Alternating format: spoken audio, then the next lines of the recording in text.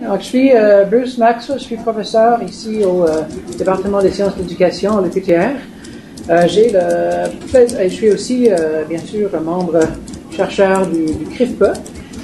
J'ai le plaisir aujourd'hui de présenter notre conférencière invitée, Lydia Dabi, qui va nous parler du thème de l'éducation, de religion et de droit au Canada.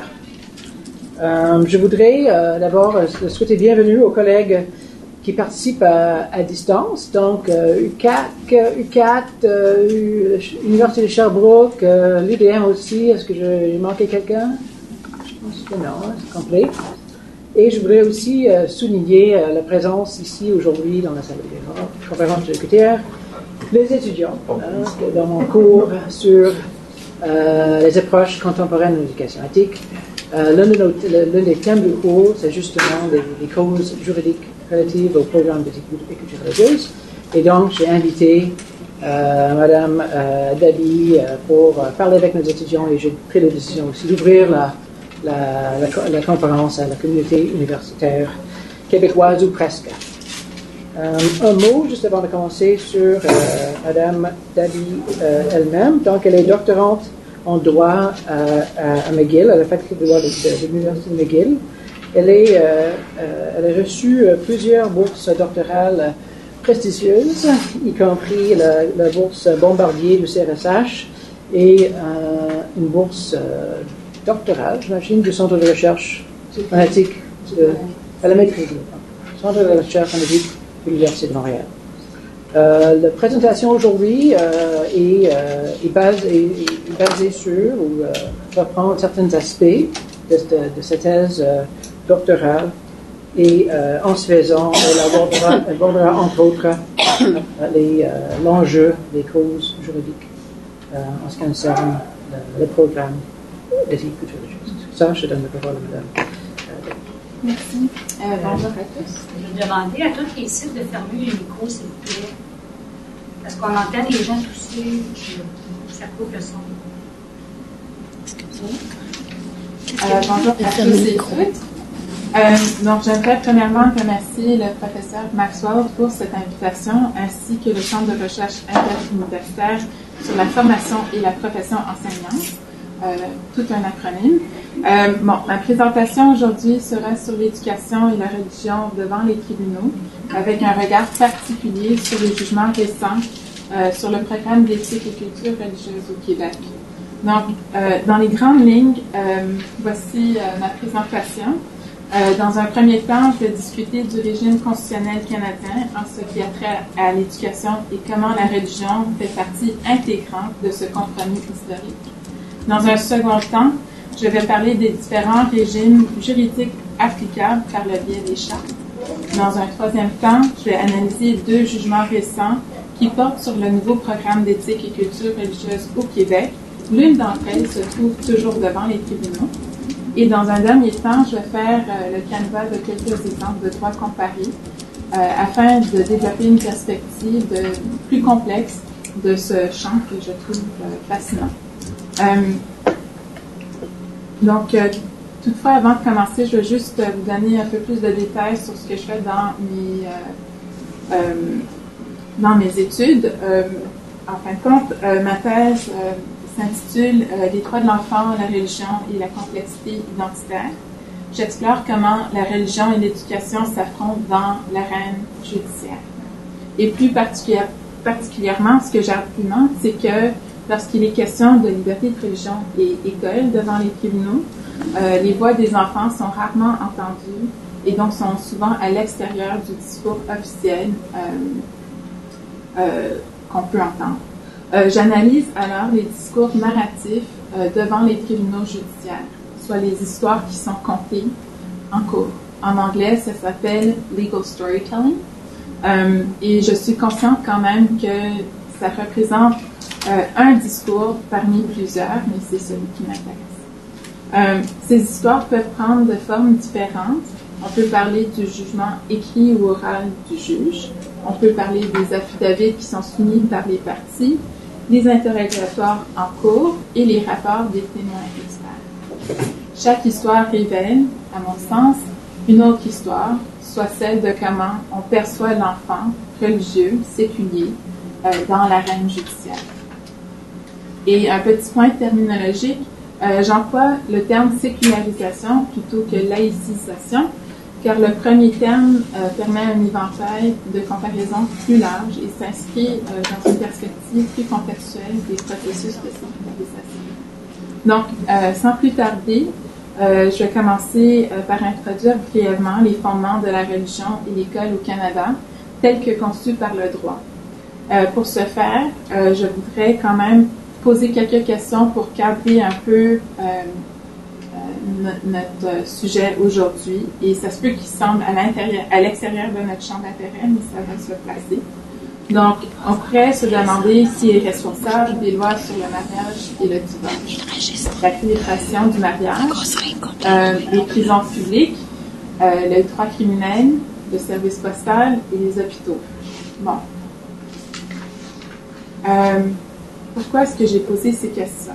Bon, ces questions reflètent un partage des compétences tel qu'exigé sous la loi constitutionnelle de 1867.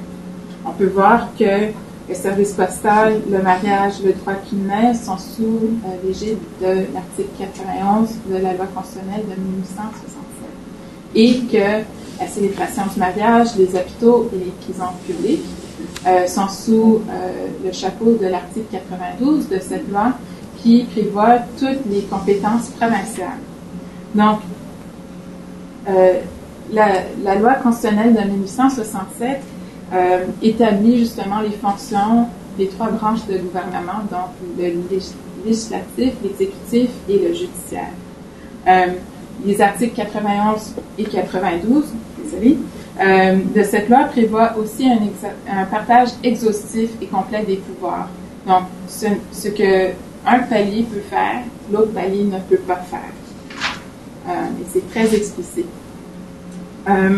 Donc, de manière intéressante toutefois, et ça c'est pas un éventail complet de toutes les compétences, l'éducation n'est pas comprise dans ces deux articles, mais plutôt et dans son propre article, qui est très long, et ça reflète un compromis entre les minorités catholiques et protestantes lors de l'Union. Cet article visait à protéger les minorités catholiques dans le Haut-Canada, donc dans l'Ontario, et les minorités protestantes au Québec, entre autres. La province est donc maître de sa propre maison en ce qui a trait à l'éducation. Et donc, cette protection est le résultat d'un compromis historique et reflète les écoles qui existaient avant la Confédération. De plus, cette protection des minorités religieuses avait aussi des considérations financières importantes, car la province était responsable du financement de ces écoles. Et j'ajouterais que ces questions se posent toujours aujourd'hui, et je vais y revenir dans quelques minutes.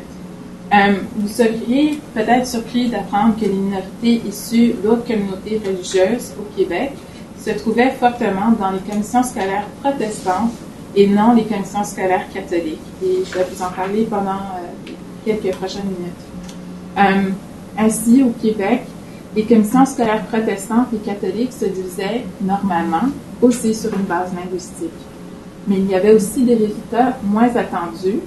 Et on peut penser ici aux enfants catholiques anglophones, surtout irlandais, qui se trouvaient dans une commission scolaire catholique fortement francophone. Un deuxième exemple serait que les enfants juifs étaient considérés comme des protestants sous une loi de 1903 à des fins fiscales. Je note toutefois que cet exemple démontre une incohérence parce que les parents de ces enfants n'étaient pas considérés des protestants et donc ne pouvaient siéger sur les commissions scolaires. Donc, il y avait vraiment un contrôle particulier sur les élèves et la population qui pouvaient justement assister aux écoles. Et j'ajouterais que cette décision d'avoir des enfants juifs protestants et des parents juifs non protestants a été confirmée par la Cour suprême du Canada et le Conseil privé, qui était justement la voix ultime du pays jusqu'en 1949. Cette période, donc dans les années 1930, a ouvert la porte à la création d'écoles pour les minorités religieuses autres que protestantes ou catholiques.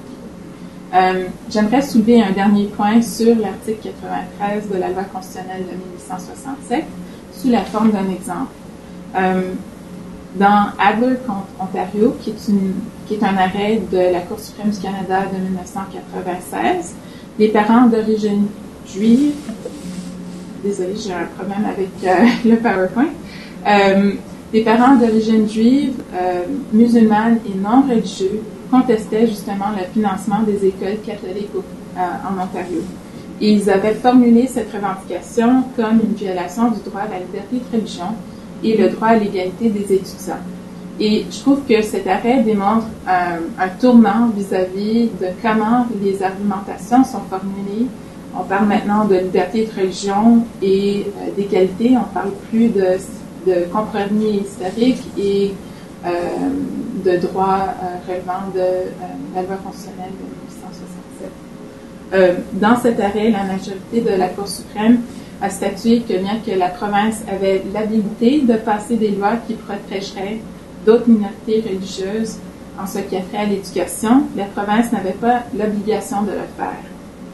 Et la Cour suprême, sur ce point, distingue donc entre habilité et obligation vis-à-vis du devoir des provinces dans le domaine de l'éducation. Et pour vous démontrer que ce sujet est vraiment toujours d'actualité, à l'extérieur du Québec aussi, j'aimerais vous montrer une publicité récente en Ontario sur l'importance des écoles catholiques.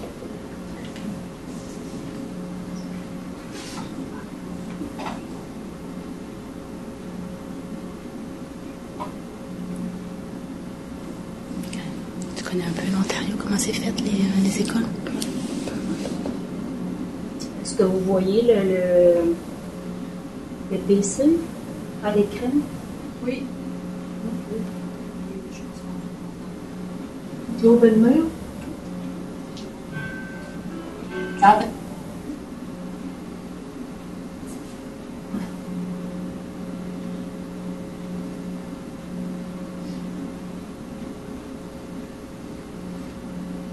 Désolée.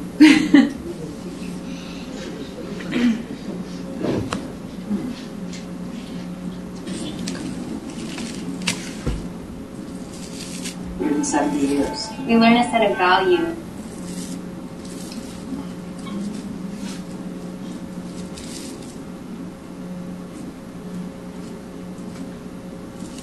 Ça marche toujours quand Quand on pratique. ça a marché tantôt.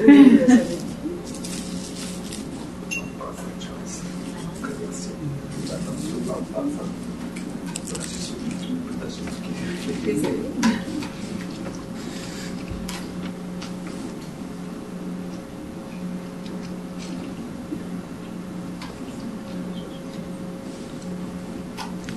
C'est où?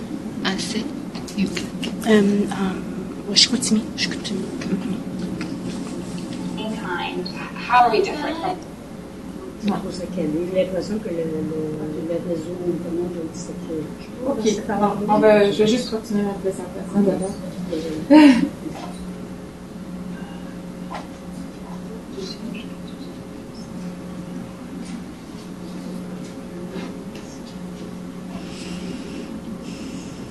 Bon, ce que je tentais de démontrer avec cette publicité qui venait des commissions scolaires en Ontario, les commissions catholiques en Ontario, c'est que c'est une publicité qui date du mois dernier. C'était vraiment l'importance des écoles catholiques, du sentiment d'appartenance, de comment ils réussissent très bien dans la vie. Ils ont des entrevues avec des avocats, des personnes publiques, donc pour démontrer la valeur intrinsèque des commissions catholiques en Ontario. Donc, c'était à peu près ça. Si vous pouvez retrouver la vidéo, je trouve que c'est quand même intéressant comme approche. Merci.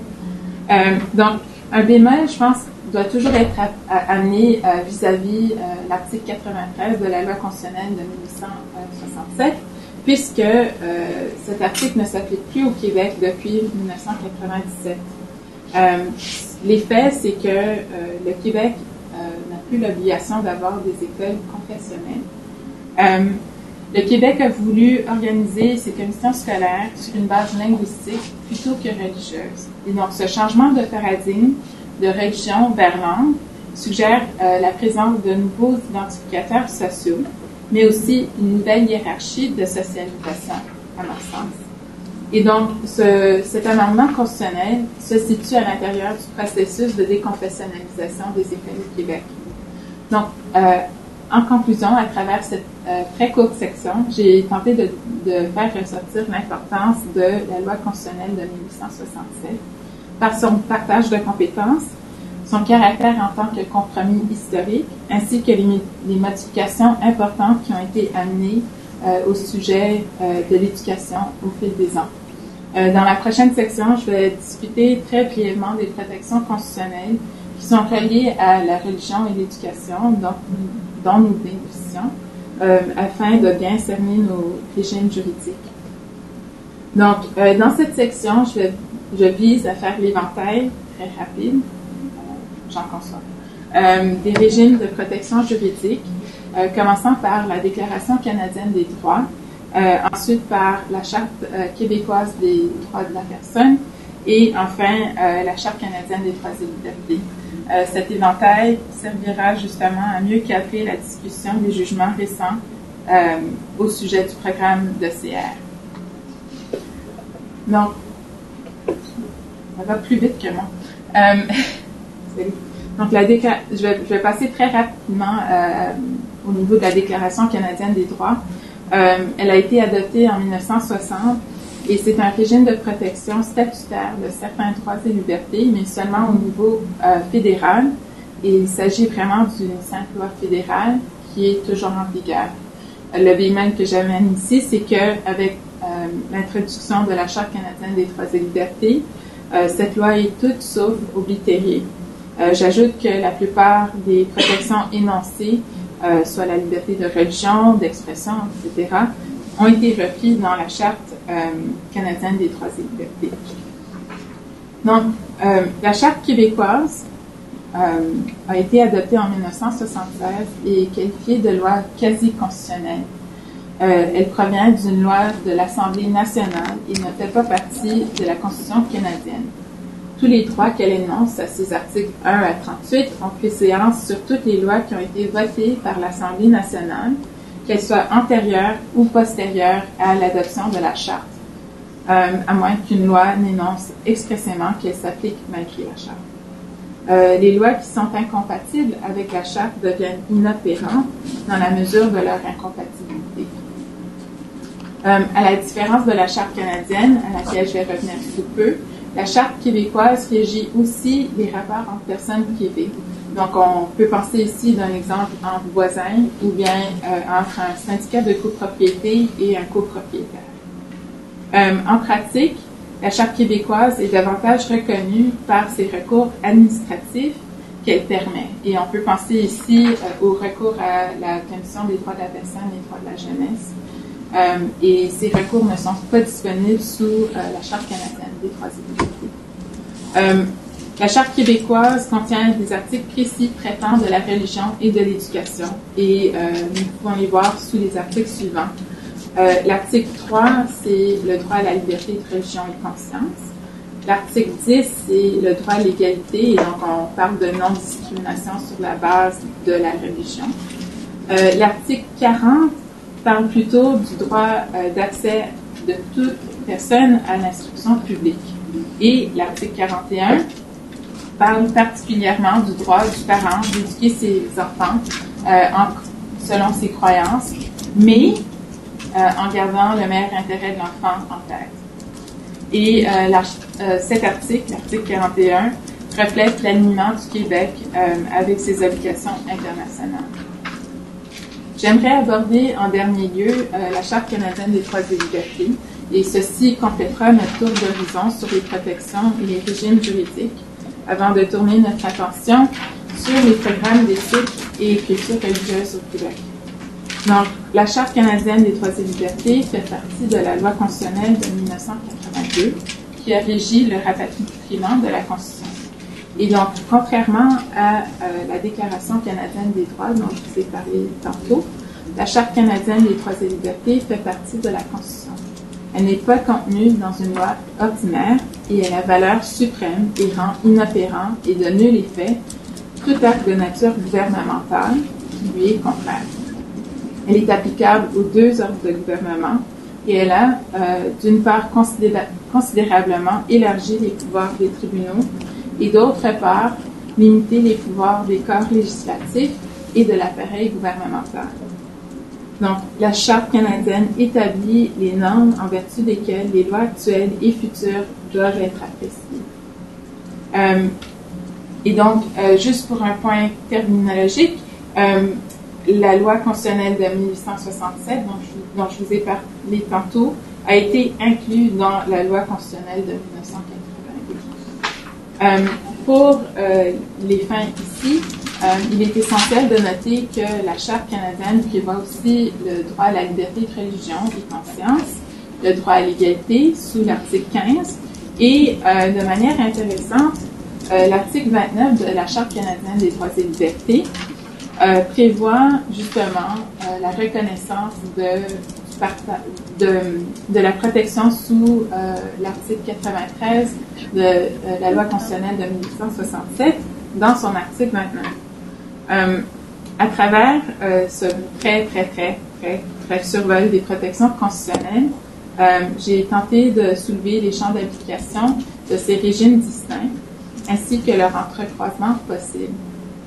Ces démarches me permettent justement de me tourner vers le programme d'éthique et culture religieuse au Québec et les litiges qui en ressortent.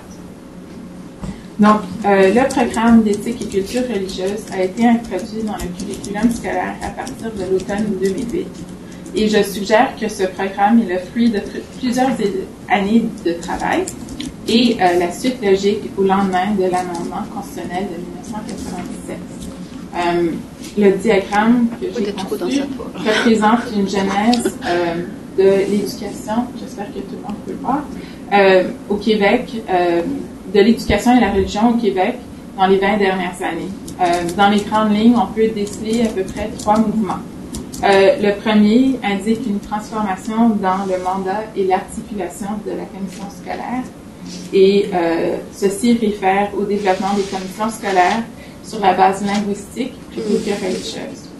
Cette mutation est confirmée par l'amendement constitutionnel de 1997, qui a soustrait justement le Québec de l'obligation des écoles confessionnelles.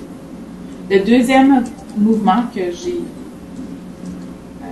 trouvé, c'était surtout le rapport Proulx, qui a suggéré l'abandon du statut confessionnel des écoles et la fin des cours d'enseignement religieux tels qu'ils étaient dispensés dans le passé. L'argumentaire, justement, du rapport Proulx reposait sur la pleine reconnaissance des droits fondamentaux de la personne, soit l'égalité et la liberté de conscience et de religion, et sur l'adaptation des mutations sociales profondes qui traversent l'ensemble de la société, notamment la sécularisation et le pluralisme.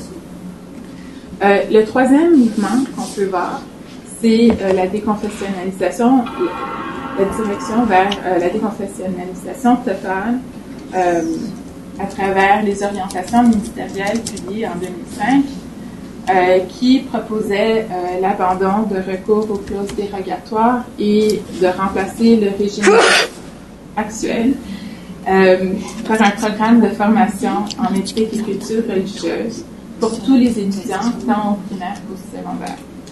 Et le rapport Proulx aussi suggérait de ménager une période de transition pour permettre au ministère et au milieu scolaire de préparer ce changement. On peut aussi voir que ce troisième mouvement inclut la loi modifiant la loi sur l'instruction publique et à cette fin, c'est important. Excusez-moi, je me permets une courte pause simplement pour demander à Lucas de fermer le micro. Lucas, parce que si vous n'êtes pas sur mute, donc on entend à peu près tout de votre côté, il est possible de le fermer. Merci, c'est parfait. Merci. Ça va? La dernière partie, je parlais justement de la loi qui modifiait la loi sur l'instruction en 2005. Elle était importante puisqu'elle modifiait l'ensemble des dispositions de nature confessionnelle qui se trouvaient en les enlevant. Et donc, a aussi modifié la mission du Comité des affaires religieuses qui, justement, aidait le ministère de l'Éducation sur ces questions précises. Et je me rappelle avoir lu un article à l'automne de la presse, justement, qui disait que ce comité a été mis de côté encore plus dans les derniers mois par le gouvernement vis-à-vis le programme d'éthique et culture religieuse aussi. À partir de septembre 2008, comme vous le savez très bien, le programme d'éthique et culture religieuse, que je vais appeler ECR, se trouve maintenant dans les salles de cours. Voici, à mon sens, un survol très rapide de comment nous sommes arrivés au programme d'éthique et culture religieuse au Québec en 2008. Donc, dans les prochaines minutes, j'aimerais parler de deux jugements. Commission scolaire des chaînes et Loyola contre Québec. Ces jugements vont éliminer les critiques juridiques qu'on peut voir ici sur l'écran du programme, notamment en ce qui a trait à la liberté de religion. Donc, je vais commencer par Commission scolaire des chaînes. Donc, cet arrêt très récent concernait une demande d'exemption du programme d'ECR, tel que demandé par les parents à la commission scolaire en mai 2008. C'était en préparation pour l'année scolaire 2008-2009. Je note qu'une exception est permise dans la loi sur l'instruction publique sur les critères humanitaires ou dans un effort d'éviter un préjudice sérieux à l'étudiant. Dans la commission scolaire des chaînes, les parents étaient de foi catholique et étaient de l'avis que le programme d'ECR pourrait créer un préjudice sérieux à leurs enfants et dans leur éducation religieuse. La demande d'exemption a été refusée par la commission scolaire le même mois et les parents ont fait appel de cette décision devant le conseil des commissaires de la commission scolaire des chaînes. Le conseil des commissaires a soutenu justement la première décision de la commission scolaire. Et c'est à partir de cette période que les parents se sont tournés vers les tribunaux afin de faire appel des décisions tant de la commission scolaire que le conseil des commissaires. Et j'ajoute à titre d'information que la Cour supérieure agit en cas de révision judiciaire de décision administrative, qui est le cas ici. Donc, devant la Cour supérieure, les parents ont plaidé que leur droit à la liberté de religion, ainsi que celui de leur enfant, était enfreint par le programme d'éthique et culture religieuse. Les parents ont aussi fait une demande de révision judiciaire des deux décisions par la commission scolaire ainsi que le conseil des commissaires, parce que les parents étaient de l'avis que la commission scolaire ainsi que le conseil des commissaires étaient indûment sous pression pour faire une décision qui était en ligne avec le programme de CR. Et devant la Cour supérieure, un contre-interrogatoire entre l'étudiant, connu comme ex, et l'avocat de la défense illustre justement comment le programme de CR peut être perçu comme inconfortable. Je considère que cet extrait est aussi très parleur parce qu'il s'agit d'une des seules illustrations de la voix de l'enfant dans l'arène judiciaire. Mais je fais toujours le bémol que c'était à travers les questions d'un avocat, donc on voit quand même que c'est un langage particulier.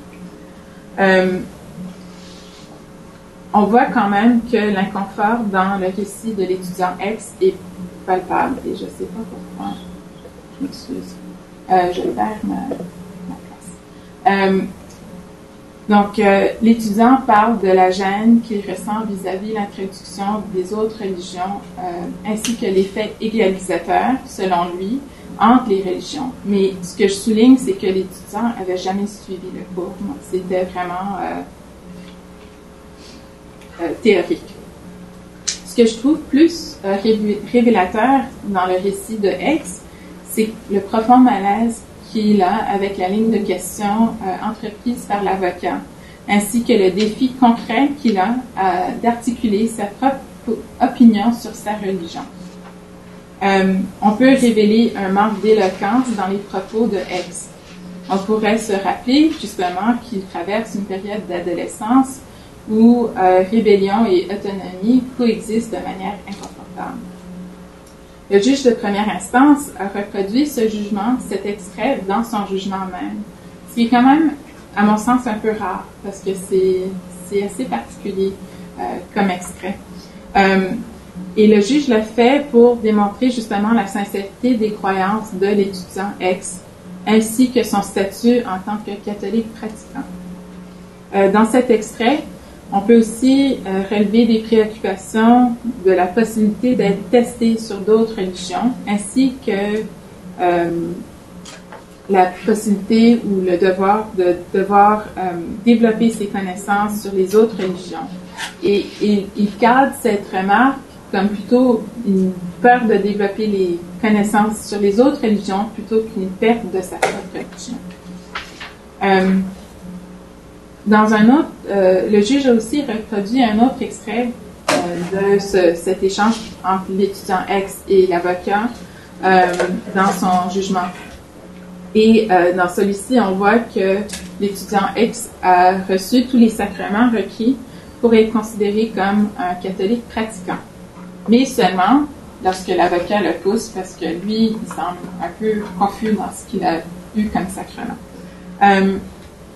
Mais je propose que ce dernier échange entre l'avocat et X peut être compris comme une liste de contrôle de jalons religieux ancrés dans les pratiques reconnues et habituelles. Bien que cet échange n'est pas indicatif ou illustratif de toutes les personnes qui demandent justement une exemption de ce programme de CR, une préoccupation tangible est soulevée à propos de l'autre, recouvert dans une notion de préjudice.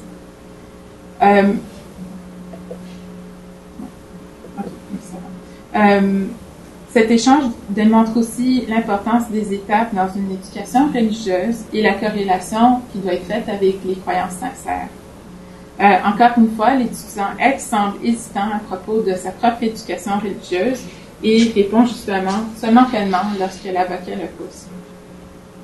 Le juge de première instance, dans ce cas, trouve que le programme de CR ne peut être interprété comme étant coercitif et ne plaçait pas les étudiants dans une situation qualifiée d'obligatoire. La Cour supérieure a ainsi trouvé que la commission scolaire ainsi que le conseil des commissaires ont validement rejeté les demandes d'exemption par les parents. La Cour d'appel, dans ce jugement, dans ce cas, a confirmé justement les conclusions de la Cour supérieure. Elle a souligné une tension fondamentale qui mérite justement d'être répétée ici. Bien que les parents puissent avoir des croyances sincères et choisissent d'éduquer leur enfant conformément à ces dernières, ces croyances ne peuvent pas toujours justifier le début des procédures judiciaires. Devant la Cour suprême du Canada, une majorité du banc a trouvé que, compte tenu de la diversité religieuse du Québec contemporain, l'État ne peut offrir dans les écoles publiques une vision sociétale fondée sur les religions historiquement dominantes. La majorité de la Cour suprême a statué qu'il n'était pas simplement assez de dire que le droit des appelants à la liberté de religion et de conscience a été enfreint. On doit le prouver de manière objective. Ainsi, la preuve de l'atteinte requiert une analyse objective des règles, faits ou actes qui entravent l'exercice. Décider autrement aurait pour effet de permettre à la personne de conclure elle-même à l'existence d'une atteinte à ses droits et de se substituer au tribunal dans ce rôle. Et selon la Cour, les appelants, donc les parents, n'ont pas accompli cet exercice et ne cherchaient pas non plus à annuler le programme de CR.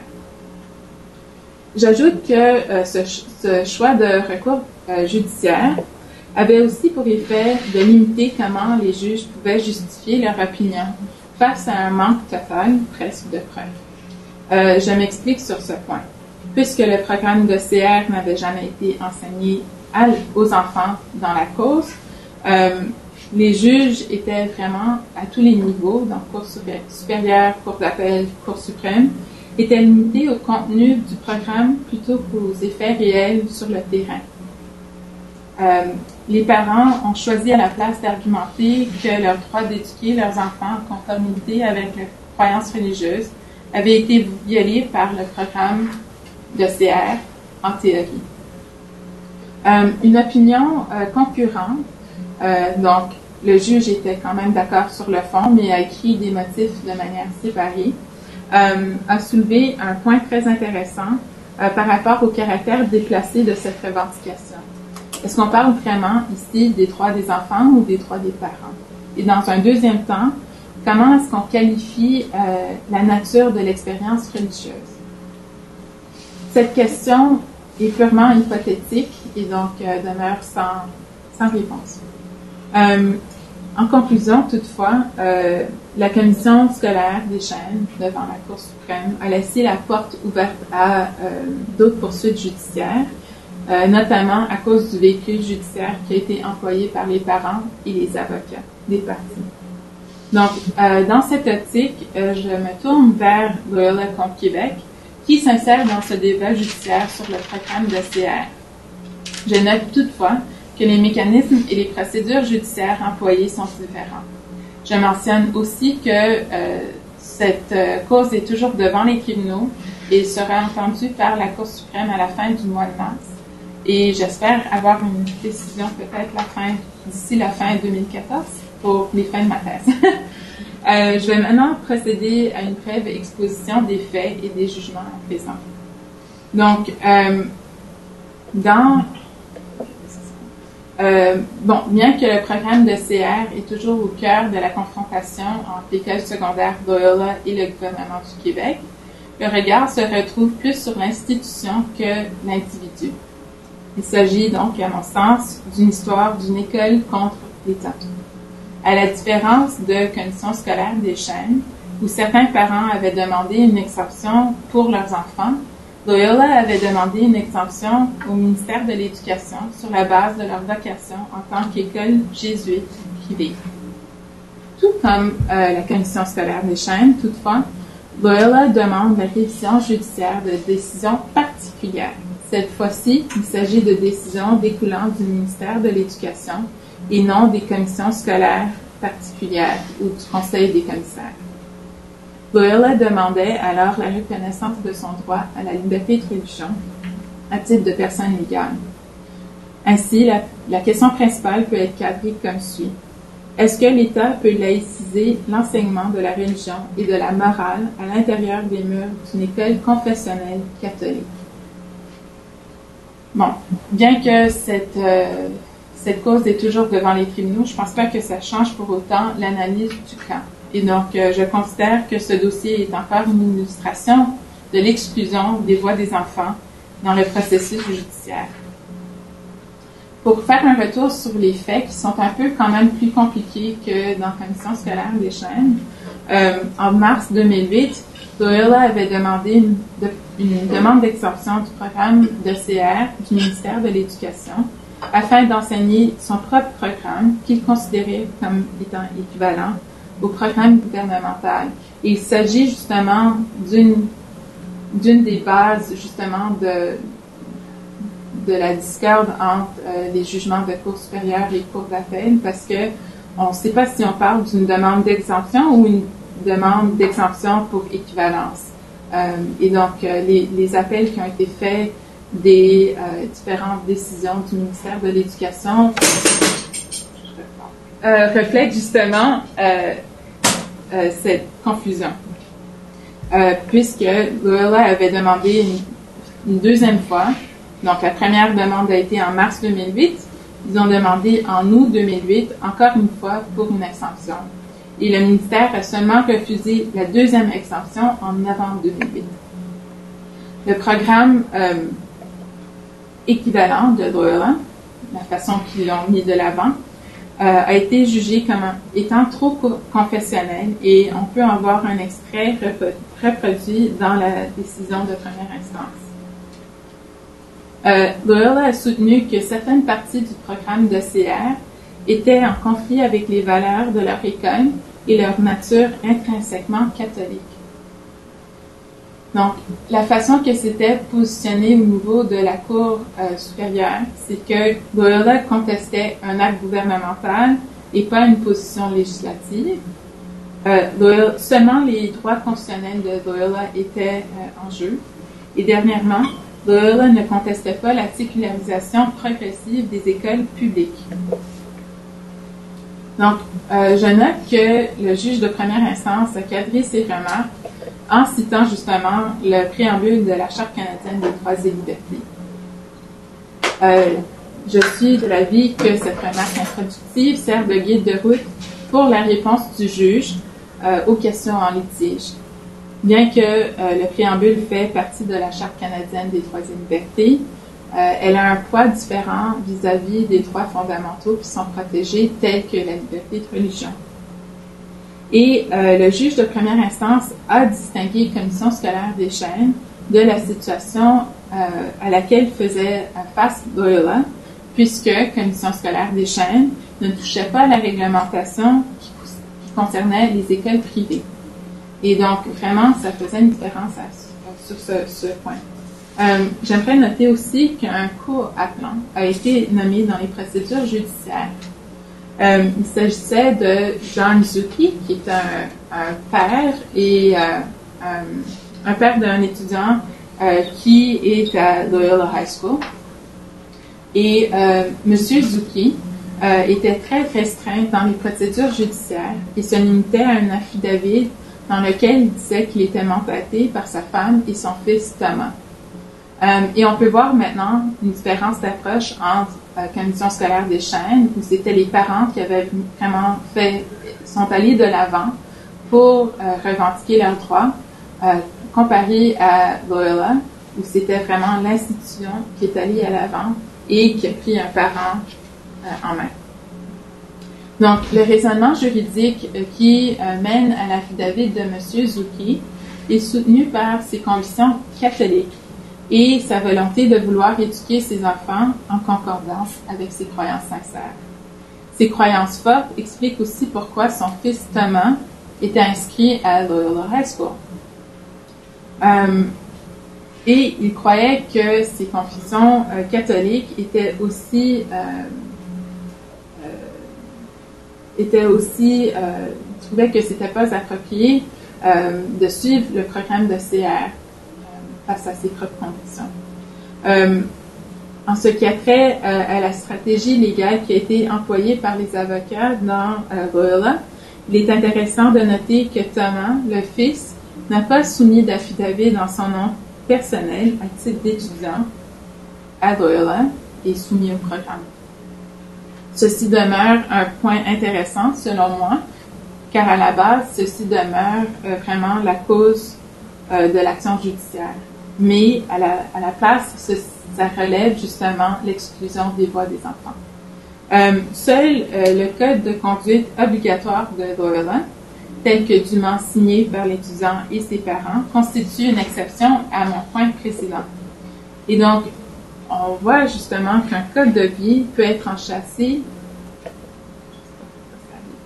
On voit qu'un code de vie d'une école peut être enchâssé comme un autre document détaillant les droits et les obligations des parties et peut agir de manière tacite ou manifeste à ses règles. À l'intérieur des murs de Loyola, ceci indiquait que l'étudiant et le parent ou tuteur devaient signer justement ce code de vie suite à l'admission de l'étudiant au programme à Loyola.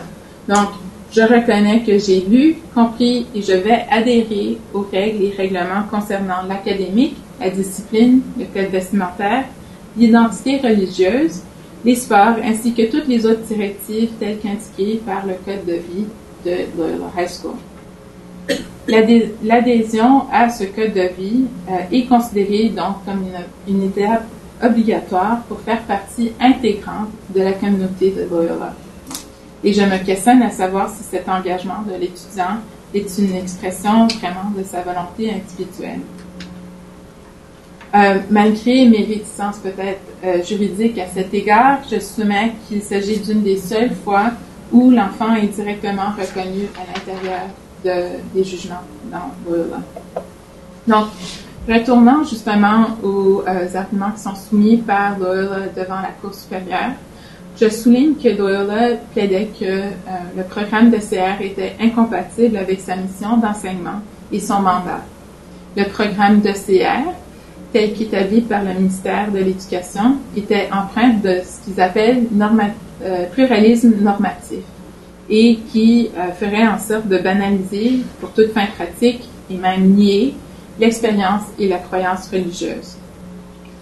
En d'autres mots, Loyola contestait le positionnement et la neutralité du programme de CR. Ce que je trouve quand même intéressant par rapport à Loyola, c'est qu'il se représente comme un dernier bastion, une dernière frontière, à cause de son positionnement unique comme dernière école secondaire catholique anglophone pour garçons au Québec. Ce point est aussi compris dans leur demande formelle d'exemption du ministère. Bon, par rapport à ce que j'ai dit tantôt dans les lois, par rapport à ce que j'ai dit tantôt par rapport aux écoles confessionnelles et la loi constitutionnelle de 1867 à laquelle on est exempté au Québec, ça cause quand même une incohérence parce que le juge de première instance reconnaît toujours le caractère confessionnel de Loyola par la loi constitutionnelle de 1867, malgré le fait qu'il n'est plus garanti. Donc, Loyola se trouve un peu dans une situation de ce qu'on appellerait en anglais no man's land, ce qui est quand même intéressant d'un point de vue juridique. J'ajouterais aussi que les deux parties, donc Loyola et le ministère de l'Éducation, ont employé des témoins experts dans les procédures judiciaires. Mais seulement un témoin a été incontesté par les deux côtés. La Cour supérieure a accepté justement les conclusions du professeur Douglas Farrell de McGill sur les effets néfastes du programme de CR sur Loyola. Plus particulièrement, le professeur Farrell a conclu que l'application et la mise en œuvre du programme de CR tel qu'envisagé par le ministère de l'Éducation violerait les lois fondamentales et obligatoires de l'Église catholique. Selon Loyola, on demandait une équivalence de programme et non une exemption. Et je reviens un peu à la confusion entre exemption et équivalence. Le juge de première instance a aussi noté que le ministère avait seulement le droit ou la juridiction d'observer si le programme avait été considéré comme étant équivalent et non un pouvoir discrétionnaire de le changer complètement. Selon le juge, de faire autrement serait une délégation illégale de pouvoir. Ainsi, selon le juge de première instance, le ministre peut obliger une école publique non confessionnelle d'enseigner le programme de CR de manière séculaire, mais ne peut prévenir une école confessionnelle privée d'enseigner le programme de CR dans une perspective confessionnelle. Donc, le juge du CRI de première instance se tourne par la suite aux faits sociaux et il relève que les parents des étudiants ont voté fortement en faveur d'être exemptés de ce programme de CR tel que conçu par le ministère et à 85%. Je note qu'une question intéressante et purement hypothétique a été posée par le juge en cour supérieure en ce qui a trait aux voix des étudiants. Et j'insiste toutefois encore à mentionner que cette question demeure sans réponse. Est-ce qu'un étudiant de Loyola High School pourrait exiger le programme de CR tel qu'établi par le ministère? Qu'arriverait-il justement si les étudiants contestent le choix de l'institution en ce qui a trait au programme d'éducation? Et de manière indirecte, qu'arrive-t-il justement quand on commence à contester les convictions catholiques de nos parents dans cette situation? Je vais juste soulever un dernier point par rapport au jugement de première instance qui était extrêmement long. À présent, il n'y a pas de prononcement définitif sur les droits d'une personne légale, telle que Loyola, à titre d'institution, en ce qui a trait à la liberté de religion. Donc, on peut, en tant qu'institution, avoir un droit à la liberté d'expression, mais religion demeure vraiment sans réponse directe. Le juge, en conclusion, le juge de première instance a trouvé que Loyola avait non seulement la personnalité juridique au sens de la Charte québécoise, mais avait aussi le droit d'enseigner le programme de CR selon son interprétation. Selon le juge de première instance, l'alternative pour Loyola, donc d'enseigner le programme de CR du ministère, créerait justement un conflit avec les enseignements et la philosophie de l'Église catholique, et selon lui, ceci constituerait de l'hérésie. Donc, en conclusion, cette fois-ci, la Cour supérieure trouve en faveur de Loyola et que la violation à son droit à la liberté de religion ne pouvait être justifiée sous la Charte. Malgré la victoire de Loyola High School à la Cour supérieure, la Cour d'appel a renversé cette décision en décembre 2012. Et si je ne m'abuse, on doit penser aussi en termes de temps. Les procédures pour Commission scolaire des Chênes et Loyola ont commencé plus ou moins en même temps. Loyola a pris plus longtemps pour se rendre devant la Cour suprême, qui devrait être en mars de cette année. Donc, quand la Cour d'appel a rendu son jugement en décembre 2012, on avait déjà le jugement de la Cour suprême dans la Commission scolaire des Chênes. Donc, ils se sont un peu basés sur cet arrêt. Selon la Cour d'appel, des leçons peuvent être justement tirées de Commission scolaire des Chênes et ne devraient être rejetées de manière sommaire, tel qu'a fait le juge de première instance. Compte tenu du contexte historique, il demeure difficile de considérer la Commission scolaire des Chênes, la décision, comme étant étranger au cadre législatif et réglementaire qui gouverne les actions du ministre. Découlant de cette conclusion, la Cour d'appel estime que le juge de première instance a erré en interprétant le fonctionnaire pour le ministre de l'Éducation. La décision prise par le ministre ne constituait pas un abus de pouvoir selon la Cour d'appel, puisque ceci était à l'intérieur de ses champs de compétences et d'application. La Cour d'appel a toutefois soulevé 2 points substantiels. Premièrement, le simple fait d'invoquer des droits constitutionnels ne devrait pas changer la norme de contrôle applicable, puis ça réfère à les décisions administratives qui ont été prises. Et dans un deuxième temps, la Cour d'appel a aussi souligné qu'il n'est pas utile de répondre à la question épineuse, soit à savoir si Loyola devrait être considéré comme une personne légale capable d'invoquer le droit à la liberté de religion. La Cour d'appel a aussi noté que Loyola n'a pas démontré une violation substantielle à ses droits. Le programme d'OCR est un cours parmi plusieurs, mais constitue le seul cours où une exemption est demandée. En ne demandant aucune autre exemption, on pourrait se demander si ce programme d'OCR est vraiment le seul cours qui pourrait offenser les sensibilités catholiques. Et on peut penser peut-être aux cours de biologie, d'histoire, entre autres, comme exemple. Et la Cour d'appel suggère justement une appréciation contextuelle du programme d'OCR et propose que ce programme pourrait œuvrer de concert face aux objectifs élaborés tant par le programme lui-même ainsi que par le préambule de la loi sur l'instruction publique qui gouverne le ministère de l'Éducation.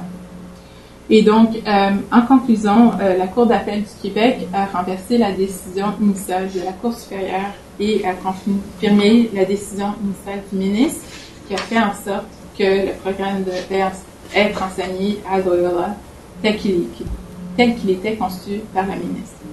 Bon, bien que ce litige n'est pas encore résolu, je considère que quelques observations peuvent être faites en vue de conclusion. Premièrement, il demeure flou si Loyola High School peut même invoquer le droit à la liberté de religion à titre de personne légale. La Cour supérieure et la Cour d'appel se sont polarisées sur cette question, ainsi que même l'importance de cette question à l'intérieur de ce débat. Deuxièmement, l'impact réel sur les étudiants de Loyola High School est discuté très maigrement. Bien qu'une question hypothétique intéressante a été soulevée, qu'on peut voir ici, à savoir si l'étudiant de Loyola peut réclamer le programme de CR tel qu'enseigné par la ministre, aucune réponse a été fournie sur cette question. De plus, l'acceptation du code de vie en le signant est interprétée comme une acceptation tacite de la mission de Loyola. Je suggère que la signature du code de vie est analogue à un contrat d'adhésion où une partie dicte les termes et les engagements aux dépens de l'autre. Finalement, bien que Loyola dit qu'il ne conteste pas la sécularisation des écoles publiques au Québec, ni le contenu même du programme, mais plutôt la nature de ce programme de CR, il demeure intellectuellement et légalement difficile d'isoler une partie de ce programme aux dépens de l'autre. Donc, à travers ces deux exemples, j'ai essayé de souligner les incohérences juridiques et sociales. La question à savoir si Loyola elle-même est une personne légale capable d'invoquer le droit à la liberté de religion demeure irrésolue. Dans la dernière partie de cette présentation, je vais aborder quelques exemples de droits comparés afin de souligner quelques points de réflexion. Donc, les deux exemples de droits comparés nous proviennent de l'Europe et plus particulièrement la Cour européenne des droits de l'homme. On a seulement accès à cette Cour lorsqu'on a exhausté ou épuisé tous les recours internes. Ces deux exemples concernent les cours d'éthique et culture religieuse aussi. Dans un des cas, le cours se déroule dans un État reconnu comme étant constitutionnellement laïque, la Turquie. Dans l'autre cas, le cours se déroule en Norvège, dans un pays où l'Église évangélique luthérienne représentait la religion officielle et était enchâssée de manière constitutionnelle. Je note, à titre d'information, que la situation a changé en Norvège depuis que cet arrêt a été rendu. Donc, je veux juste faire part du fait que la séparation constitutionnelle entre Église et État est maintenant entérinée, et ce, depuis le 15 juin 2012. Toutefois, pour les fins de ma présentation, je tiens à rappeler que lorsque l'action était devant la Cour européenne des droits de l'homme, ce changement constitutionnel n'existait pas. Ces deux exemples représentent des choix intéressants car ces programmes d'éthique et culture religieuse soulèvent des obligations de pluralisme dans les écoles et donc le respect des minorités, des fois des minorités religieuses, des fois des minorités qu'on peut qualifier de séculières, ainsi que l'importance d'avoir des exemptions concrètes à ces programmes. Donc, le premier exemple vient de la Norvège. Dans ce cas, des parents qui étaient membres de l'association norvégienne humaniste contestaient en leur nom ainsi que celui de leur enfant l'absence du droit complet de retrait du programme d'éthique et culture religieuse. Un comité parlementaire menant à l'adoption du programme de CR avait endossé justement un curriculum où la chrétienté devait former une partie intégrante de ce programme et devait avoir préséance sur les autres religions et philosophies. Les orientations du ministère de l'Éducation, comprises dans un livre blanc publié quelques années auparavant, indiquaient, et je paraphrase, que bien qu'une exemption ne devrait mener à une stigmatisation, elle ne devrait pas être synonyme d'une liberté d'ignorance. Je souligne aussi que le programme de CR, tant au primaire qu'au secondaire, visait explicitement à donner les étudiants une éducation chrétienne et morale. Les parents contestaient donc ce programme car il allait à l'encontre de leur droit d'éduquer leurs enfants en conformité avec leurs croyances, ainsi que la neutralité de ce programme. L'exemption qui était prévue n'était donc que partielle et ne permet pas de syllabus alternatif, mais plutôt d'autres activités et de façons de travailler à l'intérieur de ce programme de CR. Et peut-être un exemple concret pourrait nous aider à mieux comprendre ce que ça veut dire. En 6e année de primaire, les étudiants étaient obligés d'apprendre les 10 commandements par cœur. Il est difficile de voir comment on peut être exempté de connaître ces 10 commandements.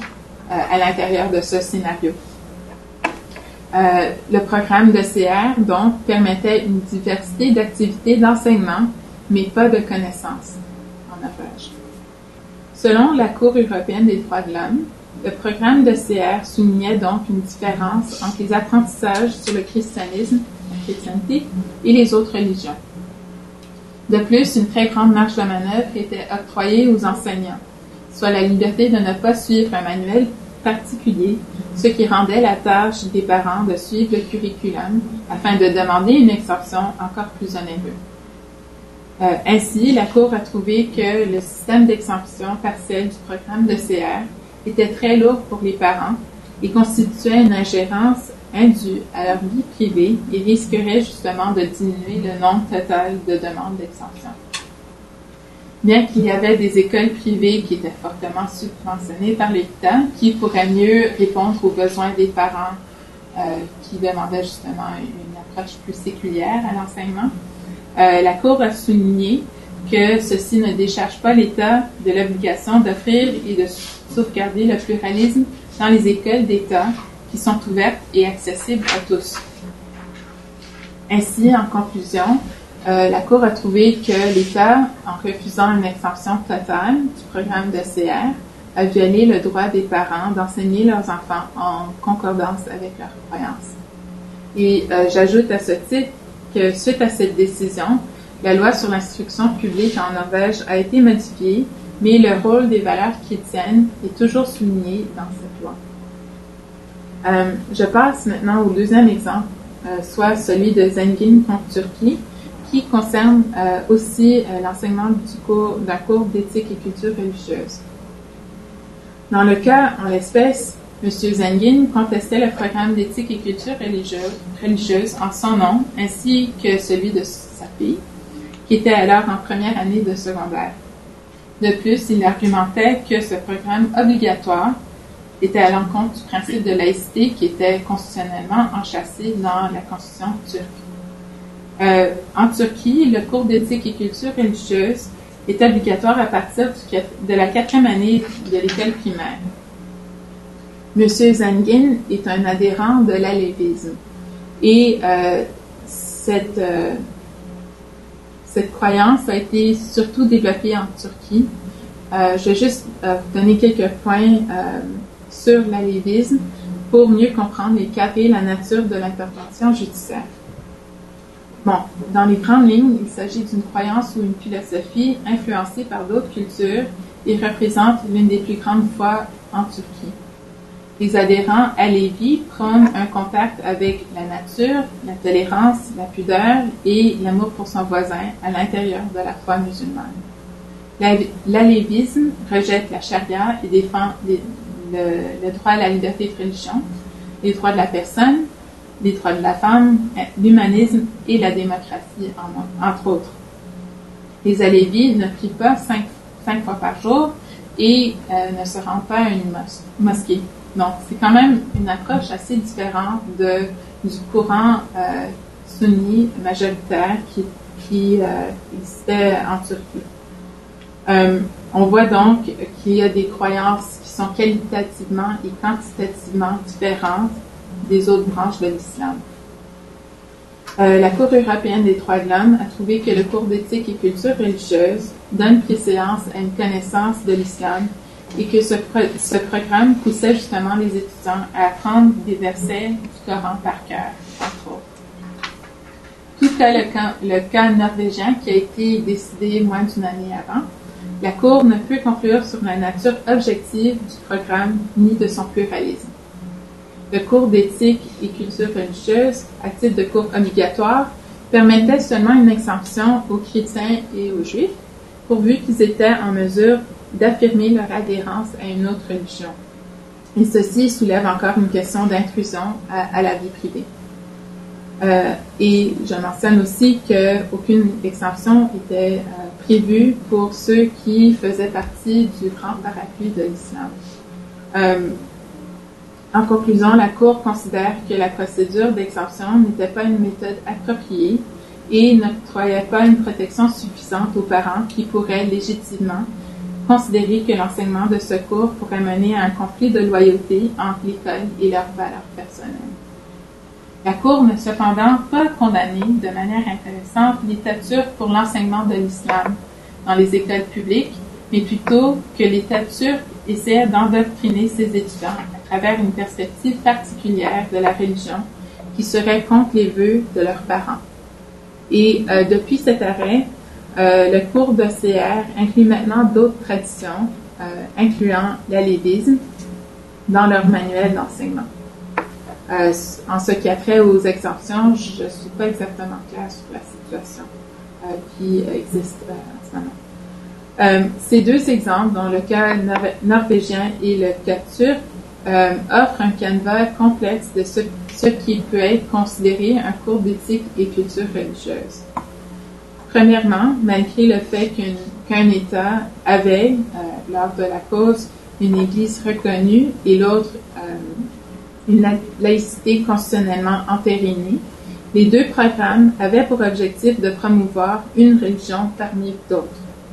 Les exemptions qui étaient dans les deux programmes obligeaient les parents à sacrifier leur droit à la vie privée en révélant leur affiliation religieuse. Et j'ajoute que dans le cas turc, c'était même pas une option pour tout adhérent de l'islam, indépendamment de où est-ce qu'il se trouvait en termes de branche. Enfin, la Cour européenne des droits de l'homme a relevé que les deux pays ont manqué à leur obligation de pluralisme dans les écoles publiques, ainsi que leur respect des minorités, tant religieuses que autres. Donc, en conclusion, l'objectif général de cette présentation était de dresser un portrait de l'éducation et de la religion devant les tribunaux au Canada avec l'aide de quelques exemples de droit comparé. Je soutiens que les voix des enfants sont rarement entendues dans le processus judiciaire lorsqu'il s'agit de questions de religion et d'éducation. J'ai effectué un bref survol du régime constitutionnel canadien ainsi que les diverses protections constitutionnelles à cet égard. Par la suite, j'ai exploré les histoires contées devant les tribunaux pour Commission scolaire des Chênes et Loyola High School. Enfin, j'ai eu recours à deux exemples de droit comparé pour souligner la complexité des programmes d'éthique et culture religieuse en Europe, et j'ajoute qu'il s'agit de seulement deux exemples parmi plusieurs disponibles. En guise de conclusion, je vous remercie pour votre attention et je demeure disponible à vos questions. Merci.